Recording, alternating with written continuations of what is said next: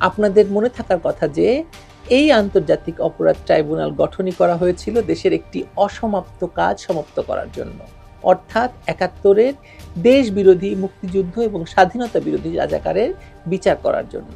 কোনো মন্তব্যকারী বলছেন যে ন্যায় বিচার নিশ্চিত করার জন্য বিচারের লাইভ সম্প্রচার দরকার হলে এই যে যুদ্ধাপরাধী জামায়াত নেতা আজহারুল ইসলামের মৃত্যুদণ্ড মওকুফ করা হলো, তাকে বেকসুর খালাস দেওয়া হলো, সেটাও তো লাইভ সম্প্রচার করার দরকার ছিল। অগাস্ট মাসে ১৯৭৫ সালের ১৫ই আগস্ট বঙ্গবন্ধুকে যে হত্যা করা হয়েছিল, জেলের ভিতর ৪ নেতাকে হত্যা করা হয়েছিল, সেই ঘটনার পুনরাবৃত্তি এই অগাস্ট মাসেই ঘটানো হবে।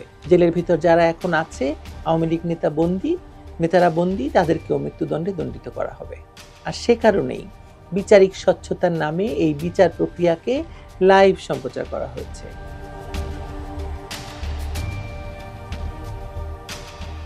শেখ হাসিনার বিচার শুরু হয়েছে ভাই ভাই আদালতে।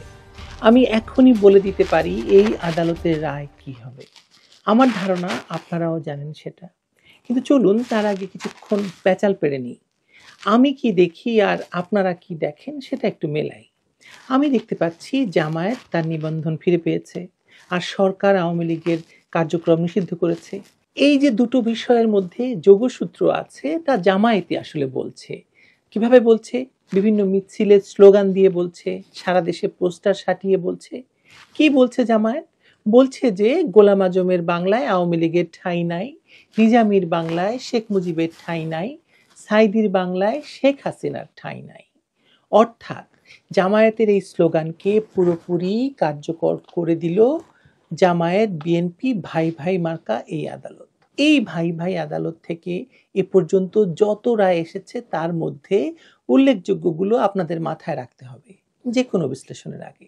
যেমন ইউনূসকে খালাস, বেগম জিয়াকে খালাস, তারেক রহমানকে খালাস, বাবরকে খালাস, জঙ্গি সন্ত্রাসী জসিমউদ্দিন রহমানীকে খালাস, জঙ্গি হিসেবে সাজাপ্রাপ্তদের খালাস, বিডিআর বিদ্রোহে অংশগ্রহণকারী সেনা কর্মকর্তাদের যারা হত্যা করেছে তাদেরকে খালাস, এবং সর্বশেষ যুদ্ধাপরাধের দায়ে মৃত্যুদণ্ডপ্রাপ্ত আসামি জামায়াত নেতা আজহারুল ইসলামকে খালাস।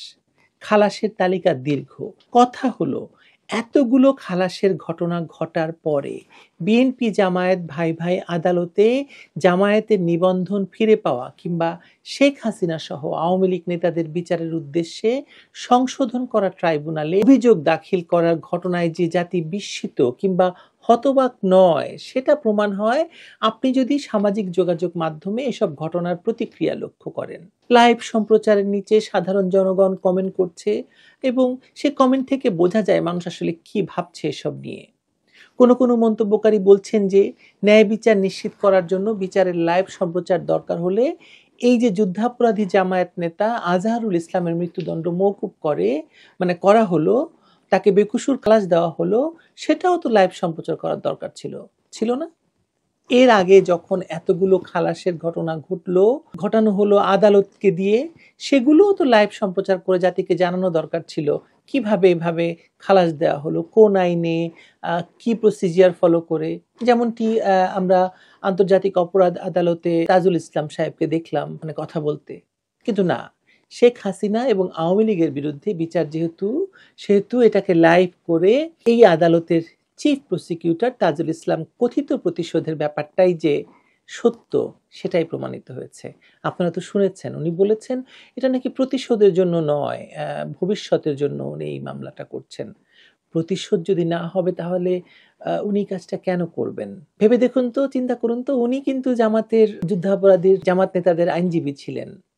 তিনি কিন্তু বিগত এত বছর শেখ হাসিনার শাসন আমলে দিব্যি কোর্টে গেছেন, আদালত করেছেন, কিছু হয়নি। কিন্তু তাদের প্রতিশোধটা আসলে কিসের? প্রতিশোধটা হচ্ছে ৭১-এর যুদ্ধাপরাধীদের বিচার করার শাস্তি শেখ হাসিনাকে পেতে হবে এখন। লক্ষ্য করুন, বিগত ৫ আগস্টের পর থেকে ডক্টর ইউনূসের সরকার শুধু সে লক্ষ্য নিয়ে এগিয়েছে। প্রথমে আদালতকে নিয়ে মিথ্যাচার করা হয়েছে। মব দিয়ে প্রধান বিচারপতিকে পদত্যাগে বাধ্য করার কোনো নিয়ম কানুন আইনের তোয়াক্কা না করে প্রধান বিচারপতি, অ্যাটর্নি জেনারেল সহ সকল নিয়োগও নিশ্চিত করেছে। সবচেয়ে বড় কথা, তার আগে জালিয়াতি করে ডক্টর ইউনূসের সরকারকে বৈধতা দেওয়া হয়েছে প্রধান বিচারপতি সহ আপিল বিভাগের সকল বিচারপতির সম্মতির কথা বলে। যখন প্রধান বিচারপতি সহ আরও একজন বিচারপতি নিশ্চিতভাবেই আদালত বসানোর মতো অবস্থায় ছিলেন না। নিজেদের জীবন নিয়ে তারা ছিলেন সেনাবাহিনীর আশ্রয়ে। তার মানে এই সরকারের নিজেদের মতোই এই আদালতের কোনো ভিত্তি নেই, বৈধতা নেই। ফলে এই ভাই ভাই আদালতে শেখ হাসিনা সহ বাকিদের যে বিচারের আয়োজন, তারও আসলে কোনো ভিত্তি নেই। কিন্তু এই অবৈধদের এই অবৈধ কাজে কে বাধা দেবে বলুন? মব আছে না, মব সব রক্ষা করবে, মব তাদেরকে বাঁচাবে। কে এটার প্রতিবাদ করবে? সকল ক্ষমতা তো এখন তাদেরই হাতে। আচ্ছা বলুন তো, শেখ হাসিনা এবং আওয়ামী লীগের প্রতি বিদ্বেষ বা প্রতিশোধ ছাড়া এভাবে এই অবৈধ বিচার প্রক্রিয়াকে কেন লাইভ দেখানো হয়েছে? আমি দেখতে পাচ্ছি যে এইভাবে লাইভ সম্প্রচার করে এই বার্তায় দেওয়া হলো যে এই আদালতকেও কেবল শেখ হাসিনা সহ বাকিদের মৃত্যুদণ্ডই আসলে কার্যকর করতে হবে, অন্য কোনো কিছুই করার এখতিয়ার এদের নাই। মৃত্যুদণ্ড এবং মৃত্যুদণ্ড। এর আগের একটি ভিডিওতে বলেছিলাম যে এই সরকার আগামী আগস্ট মাসে বা এই আগস্ট মাস আসার আগেই এই বিচার প্রক্রিয়া সম্পন্ন করে শেখ হাসিনা সহ বাকিদের ফাঁসি নিশ্চিত করবে। অগাস্ট মাসে 1975 সালের 15ই আগস্ট বঙ্গবন্ধুকে যে হত্যা করা হয়েছিল, জেলের ভিতর 4 নেতাকে হত্যা করা হয়েছিল, সেই ঘটনার পুনরাবৃত্তি এই অগাস্ট মাসেই ঘটানো হবে। জেলের ভিতর যারা এখন আছে, আওয়ামী লীগ নেতারা বন্দী, তাদেরকেও মৃত্যুদণ্ডে দণ্ডিত করা হবে। আর সে কারণেই বিচারিক স্বচ্ছতার নামে এই বিচার প্রক্রিয়াকে লাইভ সম্প্রচার করা হয়েছে। ওদিকে যাদের বিচার করা হয়েছে তাদের কোনো আইনজীবী নেই।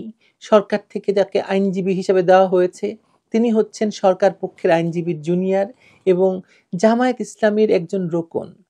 দেখবেন এই কিছুদিন আগে যখন যুদ্ধাপরাধের দায়ে মৃত্যুদণ্ডপ্রাপ্ত আজহারুলকে মুক্তি দেওয়া হয়েছিল, তখনও আদালতে এক অভাবনীয় অবস্থার সৃষ্টি হয়েছিল। বিচারক, আসামি, সরকারি উকিল, আসামির উকিল, আদালতে উপস্থিত বাকিরা সকলেই আসামির মুক্তি চায়। কোনো যুক্তিতর্কের সুযোগ ছাড়াই সকলে কয়েক মিনিটের মধ্যে একমত হয়ে যায় যে আজহারুলকে মুক্তি দেওয়াই হবে আইনের শাসন। এই যে নামে আন্তর্জাতিক অপরাধ ট্রাইব্যুনাল আর কামে যে কোনো নিম্ন আদালতের অবস্থাও একই রকম প্রায়, এখানেও শেখ হাসিনা সহ আওয়ামী লীগ নেতাদের ফাঁসির আদেশ এবং ফাঁসি কার্যকর করায় সকল পক্ষ সম্মতভাবে একমত হবে। এটি আগেই ড্রাফট হয়ে গেছে, কারণ এটি একটি ভাই ভাই আদালত। এই আদালতে বিচার হয় না, ট্রায়াল হয় না, ট্রায়ালের আগে রায় লেখা হয়ে যায়। কেন ভাই ভাই? এবার বলি। কারণ এই আদালতের দিকে তাকান, এখানে বিচারক, অ্যাটর্নি জেনারেল, প্রধান প্রসিকিউটর, এমনকি আসামি পক্ষের আইনজীবী সকলেই দুটি রাজনৈতিক দলের নেতাকর্মী এবং সমর্থক। এই দুটি দলকে একসময় তারেক রহমান এবং বিএনপি নেতা রুমিন ফারহানা সহ জামায়াত নেতারা সকলেই, আমি বলতে শুনেছি যে বিএনপি এবং জামায়াত নাকি এক মায়ের পেটের দুই ভাই। 5 আগস্ট ক্ষমতা দখল করা বাংলাদেশ যখন ভাগ হয়েছে, সর্বত্রই এই দুই ভাই ভাগাভাগি করে নিয়েছে বাংলাদেশকে। যেখানে ভাগের প্রশ্ন ছিল না, সেখানে দুই ভাই মিলেমিশে দখল করেছে, ভোগ করছে। যেমন আইন অঙ্গন, নিম্ন এবং উচ্চ উভয় আদালতই চলছে এই ভাই ভাই সিস্টেমে। না হলে আপনাদের মনে থাকার কথা যে এই আন্তর্জাতিক অপরাধ ট্রাইব্যুনাল গঠনই করা হয়েছিল দেশের একটি অসমাপ্ত কাজ সমাপ্ত করার জন্য, অর্থাৎ 71-এর দেশ বিরোধী, মুক্তিযুদ্ধ এবং স্বাধীনতা বিরোধী রাজাকারের বিচার করার জন্য। কিন্তু এখন এই আদালতকে পুরোপুরি করে ফেলা হয়েছে একটি রাজনৈতিক আদালত। না হলে বলুন তো, এই আদালতে কি চাইলেই শেখ হাসিনা কিংবা অন্য কোনো অভিযুক্ত আইনজীবী নিয়োগ করতে পারবেন না তো। কারণ যেখানে আওয়ামী লীগকে দল হিসেবে নিষিদ্ধ করা হয়েছে, সেখানে আওয়ামী লীগ নেতাদের পক্ষে কোনো আইনজীবী দাঁড়ালে তাকে যে মব দিয়ে হত্যা করা হবে না তার কি নিশ্চয়তা আছে? এমনিতেই আদালতে আওয়ামী লীগ নেতাদের যখন হাজির করা হয় তখন সেখানে মব আক্রমণের ঘটনা ঘটছে, ডিম ছুটছে এবং তাদের কোনো নিরাপত্তা থাকছে না, এবং এসব করছে সরকার। সেখানে কি করে কোনো আইনজীবী সাহস করে দাঁড়াবেন আওয়ামী লীগের কোনো নেতার পক্ষে? 1000 পৃষ্ঠার অভিযোগের মতো হয়তো 6000 পৃষ্ঠার ফাঁসির আদেশ এরই মধ্যে তৈরি আছে। কিছুদিন শুনানির নাটক শেষে সেগুলো পাঠের অপেক্ষা মাত্র। এই ভাই ভাই আদালতের কোনো ক্ষমতাই যে ডক্টর ইউনূস ও তার কালা পাহাড়, জামায়াত এবং বিএনপি নির্দেশনার বাইরে যাওয়ার নয়, এটা তো সবাই আমরা জানি। মানে আদালতের কোনো ক্ষমতা আছে এদের বিরুদ্ধে যাওয়ার, এদের বিপক্ষে যাওয়ার? প্রয়োজনে প্রধান বিচারপতিকে থাবড়া মেরে এই বিচার প্রক্রিয়াকে দ্রুত এবং ফাঁসির আদেশ ঘোষণার জন্য রেডি করবেন তারা। দুঃখিত, এই ভাই ভাই আদালত সম্পর্কে এর চেয়ে সম্মানজনক কোনো বাক্য আমার মাথায় এলো না। আদালতের প্রতি সমস্ত সম্মান রাখতে চাই, ক্ষমা চাই যদি আদালত অবমাননা করে থাকি, কিন্তু আদালত অবমাননা করতে চাই না। যা ঘটছে আদালতে সে বিষয় নিয়ে কথা বলেছি এবং আদালতকে তো এভাবেই দেখছি, আমি বিচার প্রক্রিয়াকে এভাবে দেখছি। আপনি দেখছেন না? না দেখলে অপেক্ষা করুন এবং দেখতে থাকুন। ভালো থাকবেন।